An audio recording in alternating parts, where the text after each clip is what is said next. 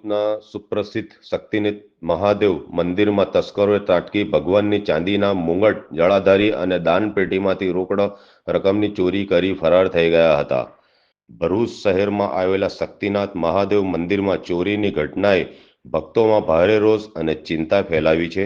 અજાણ્યા તસ્કરોએ મંદિરના ગર્ભગૃહમાં પ્રવેશ કરી ભગવાનના મુંગટ, જળાધારી તેમજ દાનપેટીમાં રહેલી રોકડ રકમની ચોરી કરી ફરાર થઈ ગયા હતા. મંદિરના પૂજારી રાત્રે આશરે 10 વાગ્યે મંદિર બંધ કરીને ઘરે ગયા બાદ તસ્કરો ત્રાટક્યા હોવાનું માનવામાં આવે છે. ચોરીના કુલ માલમત્તાનો આંક ₹3 લાખથી વધુ હોવાની આશંકા વ્યક્ત કરવામાં આવી રહી છે.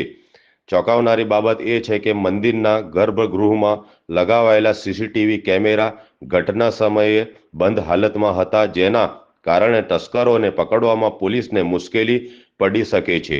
ઘટનાની જાણ થતાં ભરૂચ શહેર એ ડિવિઝન પોલીસ તાત્કાલિક સ્થળ પર પહોંચી તપાસ હાથ ધરી છે. પોલીસે આસપાસના વિસ્તારોના સીસીટીવી ફૂટેજ ચકાસવાની કાર્યવાહી શરૂ કરી છે. શું નામ છે આપનું? નૈનેશ કુમાર સુરેશચંદ્ર જોશી.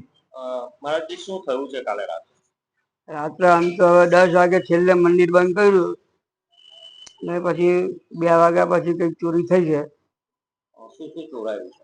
એક તો મંદિરની ચાંદીનું છત્ર ગયું, પછી બધા દેવી દેવીઓના મુગટ જતા રહ્યા, પછી પાણી ચડાવીને જલાધારી જતી રહી, 4 ગલ્લા એ જતા લઈ ગયા તેમ પાછા મળી ગયા.